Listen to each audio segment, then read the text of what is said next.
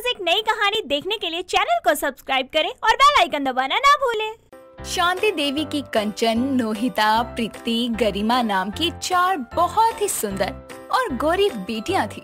साथ ही उसका एक रोहन नाम का बेटा था। रोहन ही बहुत ही रूपवान था। रोहन ने अपनी मर्जी से मिष्टी नाम की एक बहुत ही प्यारी मगर रंग की सांवली लड़की से शादी की थी। मिष्टी की चारों ननद उसे कुछ खास पसंद नहीं करती थी। ऐसे ही एक दिन जब सब लोग बैठकर नाश्ता कर रहे थे, तभी कंचन बोलती है, ये क्या है भाभी? क्या हुआ कंचन? होना क्या है? ये क्या पराठा बनाया है अपने रंग के जैसा, जला हुआ काला सा? और ये चाय भी काली बना दी है। क्या घर में दूध कम पड़ गया था क्या? और ये मेरे पोहे में जो प्याज डाला हुआ है वो भी जला रखा है। ये टोस्ट भी काले कर डाले। आप कुल मिलाकर कुछ न कुछ अपने इस गंदे से रंग जैसा कर ही देती हो, ताकि हम सब भी खाकर काले ही हो जाएं। ये क्या तमीज है तुम सबकी अपनी भाभी से बात करने की? मिष्टी बड़ी है तुम सबसे, माफी मांगो अभी के अभी उससे। क्यों हम माफी मांगेंगे? जो सच है वही कहा है ना, कोई झूठ थोड़ा ना कहा है हमने। तुम सब क्यों उसके रंग के पीछे पड़ी रहती हो? अरे इस रंग में कुछ नहीं रखा है, अपनों का प्यार ही सब होता है। ये बात तो भैया को सोचनी चाहिए थी, इनको हमारी भाभी बनाने से पहले। हमने थोड़ी कहा था भैया इस काजल की डिब्बी को हमारी भाभी बनाने के लिए। कहीं भी साथ नहीं ले जा सकते हैं इनको। अरे लोग मजाक बनाते हैं हमारा, कहते हैं हंसू में कौवा जा रहा है। अपनी भाभी को खरी खोटी सुनाकर मिष्टी की चारों नंदे वहाँ से चली जाती हैं।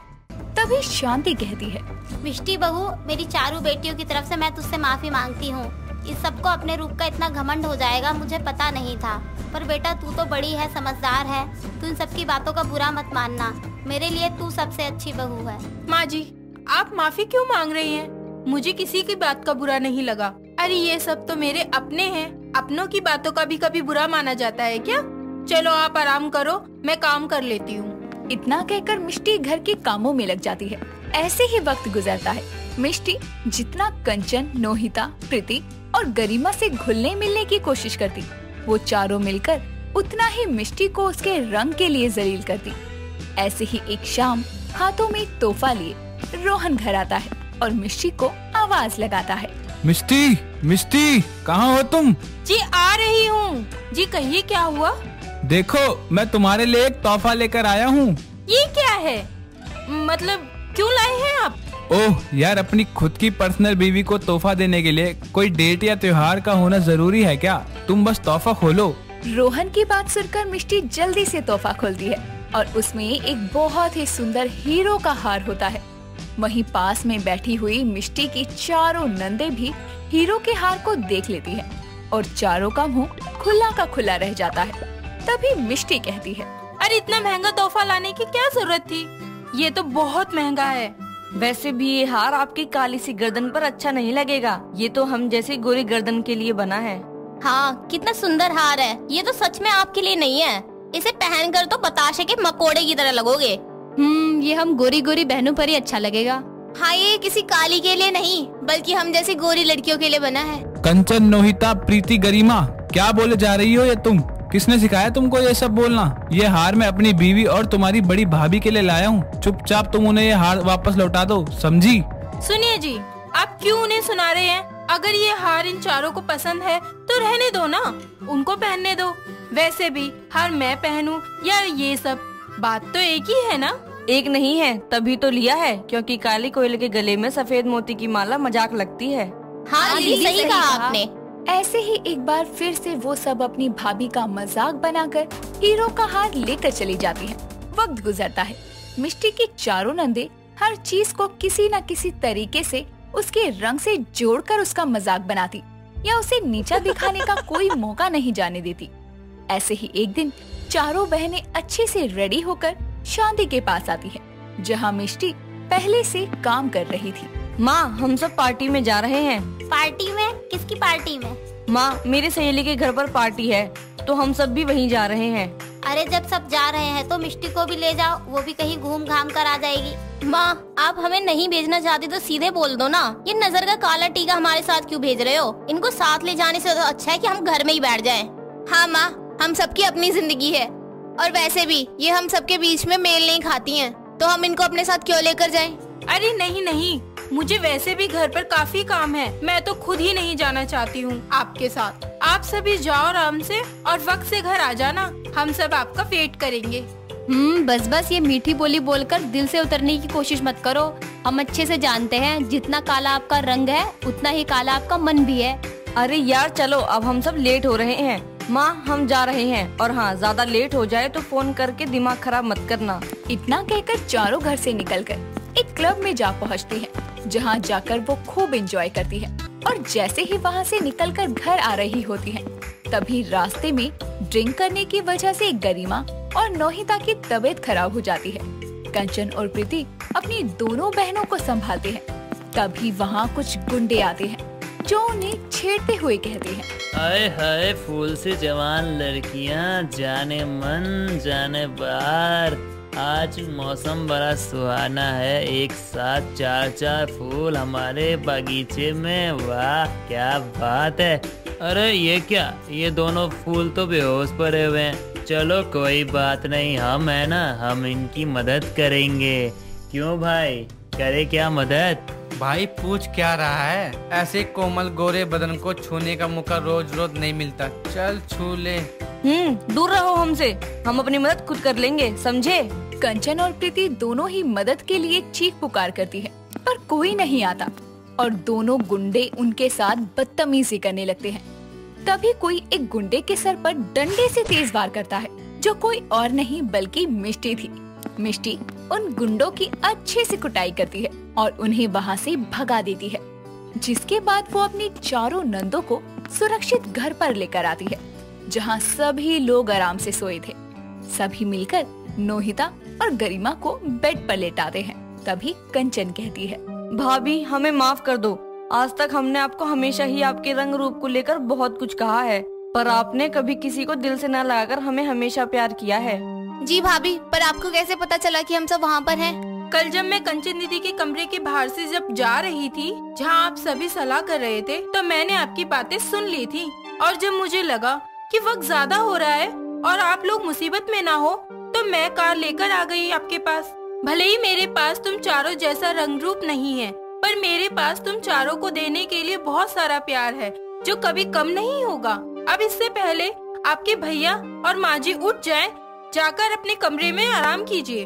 मिष्टी की बात सुनकर कंचन और प्रीति जल्दी से अपने कमरों में चली जाती है और अगली सुबह नोहिता और गरिमा के उठने पर उनको भी सारी बात बताती है, जिसके बाद वो दोनों भी मिष्टी से माफी मांगती है और आखिरकार 4 गोरी नंदों और एक काली भाभी के बीच खुशनुमा माहौल बनता है।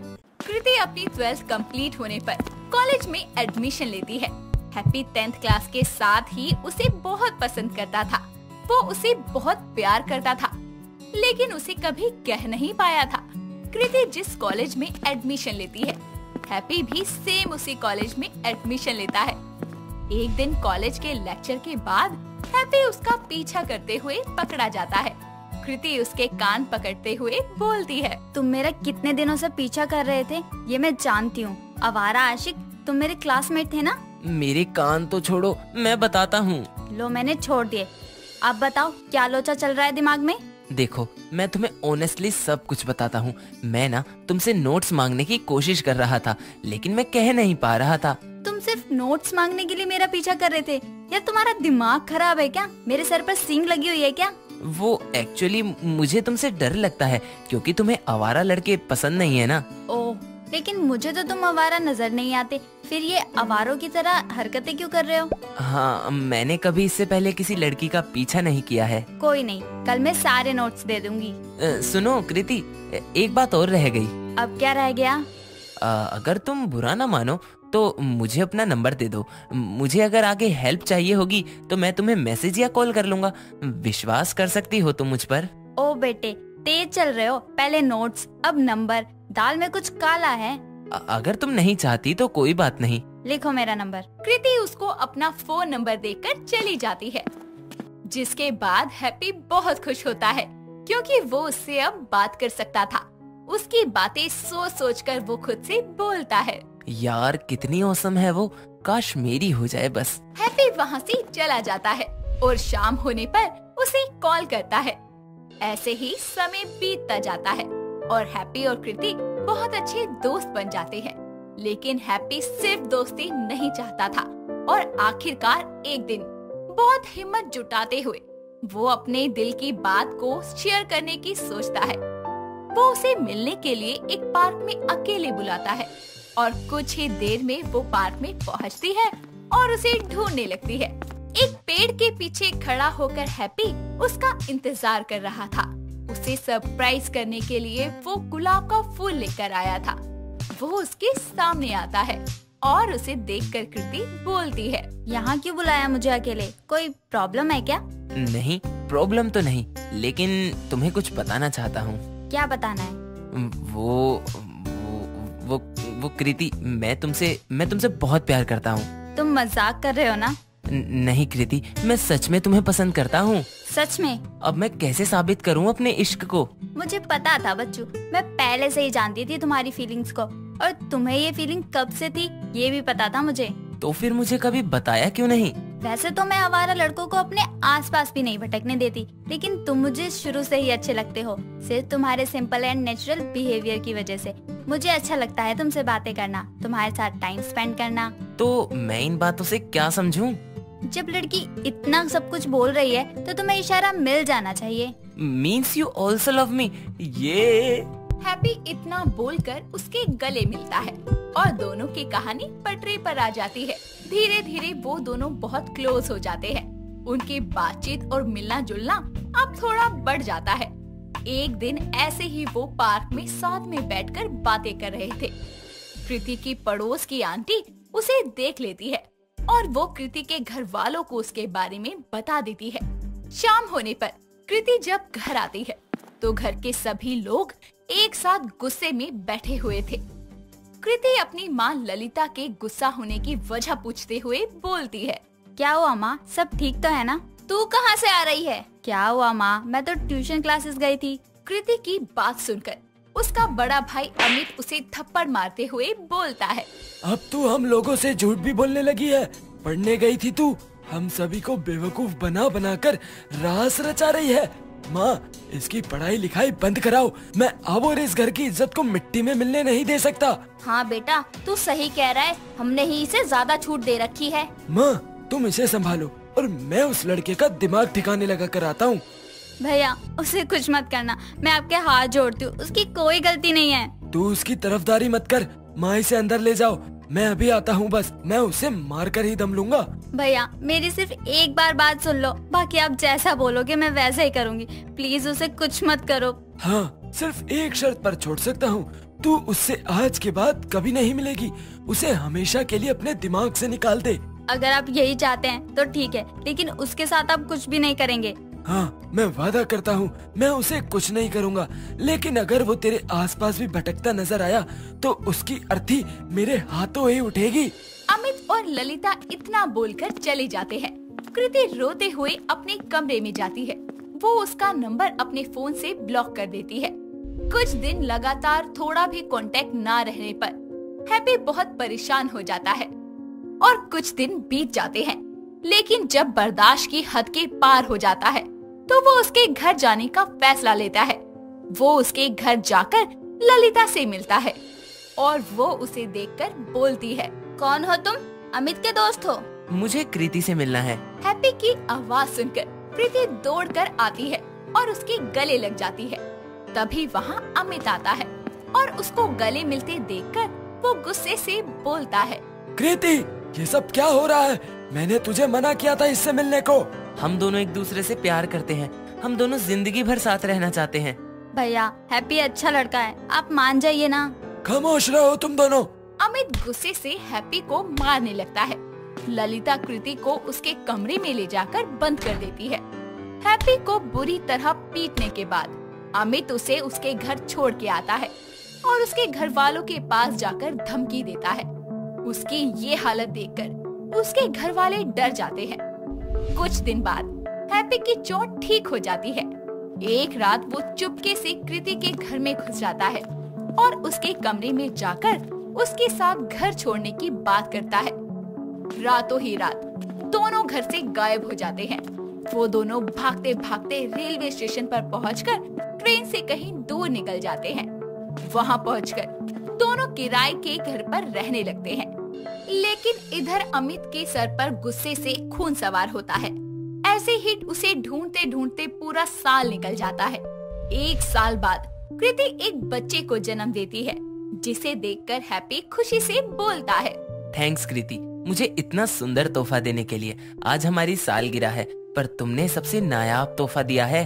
थैंक्स तो मुझे बोलना चाहिए हैप्पी, मैं खुश हूँ तुम्हारे साथ, लेकिन मैं माँ और भैया को बहुत मिस करती हूँ। वो दोनों साथ होते तो और भी खूबसूरत बन जाता हमारा ये छोटा सा घर। कृति के इतना बोलते ही उसके सामने अमित आ जाता है और बोलता है, तूने मुझे याद किया और मैं तुझे तलाशते हुए यहाँ तक आ गया। मुझे माफ कर दे मेरी बहन, मैं तेरे प्यार को नहीं समझ पाया। तुम दोनों ने ये साबित कर दिया कि तुम दोनों का प्यार सबके लिए एक मिसाल है। तुम दोनों ने एक दूसरे का साथ देकर ये साबित कर दिया कि तुम दोनों सही थे और हम सब कितने गलत। शीतल फास्ट फूड लवर थी। उसे तीखा और मसालेदार खाना बहुत पसंद था। वो घर के खाने में भी अलग अलग तरह का गरम मसाला और लाल मिर्च डालकर ही खाती थी। उसके घर वालों में सभी को फीका और कम मसालेदार खाना पसंद था। इसी बात पर रोज रोज डाइनिंग टेबल पर गर्मा गर्म बहस हुआ करती थी। ऐसे ही एक सुबह शीतल ने नाश्ते में मसालेदार आलू दम बनाया था, जिसमें लाल मिर्च और गरम मसालों का तड़का भी दिया था। खाने को देखते ही शीतल की सास मोनिका गुस्से से बोलती है, ये क्या बनाया सुबह सुबह? मैं तो तंग आ गई हूँ इसकी गंदी आदतों से। 1000 बार मना कर दिया कि खाने में मिर्च मसाला कम डाल, लेकिन मेरी बात इसे समझ में कहाँ आती है। लगता है इसके बाप का मसालों का गोदाम है जो इतना जहर खाना बनाती है। मोनिका को गुस्से से चिल्लाते हुए देखकर विक्की वहाँ आता है और उसे शांत करते हुए बोलता है, अरे क्या हो गया माँ, अब इतना गुस्सा क्यों कर रहे हो? जब इंसान को एक बार कहने पर समझ न आए तो उसके सामने बार बार एक ही बात को बोलना नहीं चाहिए। मैं आपके लिए नाश्ता बना देता हूँ, बस बोलो क्या खाओगी? बस यही देखना बाकी रह गया। अब बहू के रहते कोई फायदा नहीं। बेटा 1 कप चाय ही पिला दे सुबह सुबह, बाकी मैं देख लूंगी दोपहर का। हाँ हाँ, कलंक बना दो मुझे घर में ये सब बोल बोल कर। खाली कलेश मचाने का मौका मिलना चाहिए सासू माँ। अब मुझे फीका खाना पसंद नहीं है तो मैं क्या करूँ? मैं तो अपने हिसाब से ही बनाऊंगी। शीतल तुम चुप हो जाओ। तुम्हें ये मिर्च मसाला पच जाता होगा, लेकिन और किसी को ये जहरीला खाना नहीं खाना।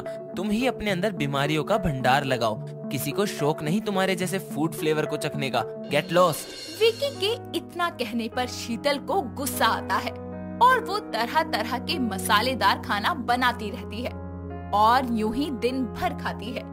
लेकिन उसे धीरे धीरे इन सब चीजों से परेशानी होने लगी थी, जैसे पेट में जलन, एसिडिटी, कॉन्स्टिपेशन। लेकिन फिर भी शीतल अपनी आदतों से मजबूर होकर अपनी सभी परेशानियों को नजरअंदाज करते हुए जीती है। एक दिन ऐसे ही वो टॉयलेट में फ्रेश होने जाती है, पर उसे बहुत दर्द होता है। टॉयलेट को फ्लश करते समय वो सीट पर ब्लड क्लॉट्स देखकर डर जाती है और खुद से बोलती है, हे भगवान, कहीं मुझे कोई गंभीर बीमारी तो नहीं? ये ब्लड क्लॉट्स मेरी एनल स्टूल से क्यों निकल रहे हैं? मुझे अपनी फ्रेंड गीता को बताना चाहिए। शीतल अपनी फ्रेंड गीता के पास जाती है और उसे अपनी प्रॉब्लम बताती है। गीता एक लेडी डॉक्टर थी, इसीलिए शीतल को उसके पास जाना ठीक लगा और वो उसकी दोस्त भी थी।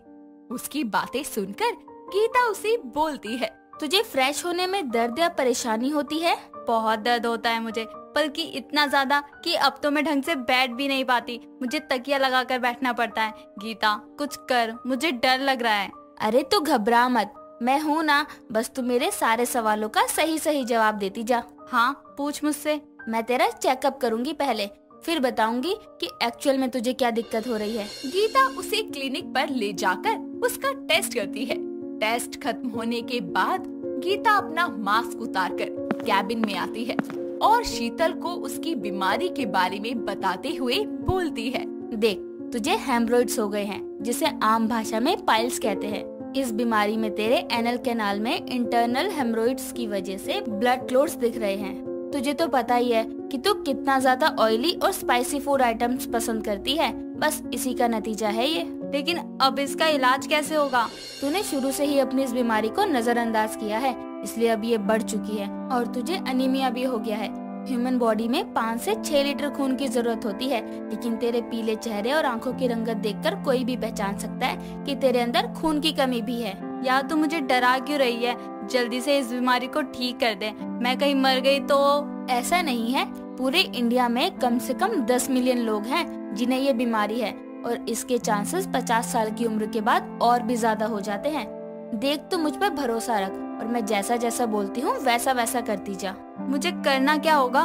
तुझे सबसे पहले फास्ट फूड, जंक फूड छोड़ना होगा, मिर्च मसालों से दूर रहना होगा, सादा और पौष्टिक खाना खा, हाई फाइबर डाइट ले, फ्रूट्स एंड वेजिटेबल्स खा और सबसे इम्पोर्टेंट, दिन में 3 से 4 लीटर पानी पी, तब जाके तेरी ये बीमारी थमेगी। और बात रही हेमरोइड्स की, तो उसे लेजर सर्जरी से श्रिंक करना होगा। ये एक ऑपरेशन जैसा ही है जिसमें तुझे परहेज करना पड़ेगा। मैं तैयार हूँ, लेकिन बस मुझे ठीक होना है। अगले दिन शीतल क्लिनिक दोबारा जाती है और उसका ऑपरेशन हो जाता है, जिसकी वजह से उसे बहुत दर्द होता है। गीता उसे कुछ चीजों का ख्याल रखने के लिए कहते हुए बोलती है, तू अभी स्पाइल्स नाम की बीमारी से आजाद है, लेकिन तुझे अपना खास ख्याल रखना होगा क्योंकि इस समय पर तो बिल्कुल लापरवाही नहीं चलेगी। तुझे अपने एनल पार्ट की सिकाई के लिए सिद्स बाथ का यूज करना होगा, इससे तुझे दर्द से छुटकारा मिलेगा। कम से कम दिन में 3 बार हल्के गुनगुने पानी में बैठकर सिकाई करनी होगी। लेकिन ये मैं कैसे करूँगी? अरे भगवान, ऑनलाइन टब आते हैं, तो सिद्स बाथ टब के नाम से फोन पर ऑनलाइन ऑर्डर कर लियो। ठीक है, और बता दे मुझे कि कैसे कैसे क्या करूँ, क्योंकि मैं दोबारा नहीं चाहती ये सब। अगर तू दोबारा वही सारी गर्म चीजें खाएगी पिएगी तो दोबारा इस बीमारी को झेलना पड़ सकता है। फैसला तेरे हाथों में है, तुझे अपनी जुबान को आराम देना है या अपने शरीर को। नहीं नहीं, मैं दोबारा उस नरक से दर्द को झेलना नहीं चाहती। हाँ, जैसे कि तेरी सर्जरी अभी अभी हुई है, इसलिए तुझे बुखार, गुप्त अंग में दर्द, रेडनेस या फिर सूजन हो तो मेरे पास आ जाना, मैं कुछ दवाइयाँ दे देती हूँ लगाने को, इसे रोज लगाना है। मैं तेरा कैसे शुक्रिया अदा करूँ? तूने मुझे इस बीमारी के बारे में छोटी से छोटी चीज बताई। मैं अगर ऐसे ही उठकर किसी भी डॉक्टर के पास चली गई होती तो मुझे आधी चीजें पता ही नहीं होती। ये मेरा काम है शीतल, हम डॉक्टर्स बने ही इसलिए होते हैं ताकि हम पेशेंट को बेस्ट कंफर्ट दें। ठीक है, पैसे भी लेगी क्या? हाँ हाँ, बस जीजा जी को यहाँ भेज दियो, बाकी मैं देख लूंगी कि कितनी पेमेंट लेनी है। वाह बच्चू, मजे ले रही है तू भी तो पैसों की ही बात कर रही है। चल अच्छा, मैं चलती हूँ। इतना बोलकर शीतल दवाइयाँ लेकर घर चली जाती है और उसी दिन से वो अपने तड़क भड़क खाने को अलविदा बोलकर सभी के साथ सादा भोजन करती है। शाम के वक्त जब सभी डाइनिंग टेबल पर बैठते हैं तो टेबल पर कम मसालों की सब्जी, रोटी और चावल सलाद देखकर मोनिका और विकी बोलते हैं, क्या बात है बहू, आज मसाला खत्म हो गया क्या रसोई में? नहीं माँ जी, मैंने मसाले कम डाले हैं। तुम मजाक कर रही हो? आप खुद ही खाकर देख लो। विकी और मोनिका उसके हाथ के बनाए खाने को खाकर खुश हो जाते हैं। शीतल उन्हें खुश होता देखकर खुद भी बहुत खुश थी। उसे अब ये समझ आ गया था कि विकी और मोनिका उसे मसालेदार खाना खाने से क्यों मना करते थे। उसे अपनी गलती का एहसास होता है और ये सबक लेकर वो आगे ये गलती ना करने के लिए सतर्कता बनाए रखती है। अब उसकी सास उसे खाने के लिए कभी नहीं डांटती और अब उसका पति विकी भी उससे झगड़ा नहीं करता और इस तरह हमारी पायल्स वाली बहू को पायल्स से छुटकारा मिलता है। दोस्तों, अगर आपको ये कहानी पसंद आई तो इसे लाइक करें, शेयर करें और कमेंट करके बताएं कि कहानी में आपको सबसे अच्छा क्या लगा।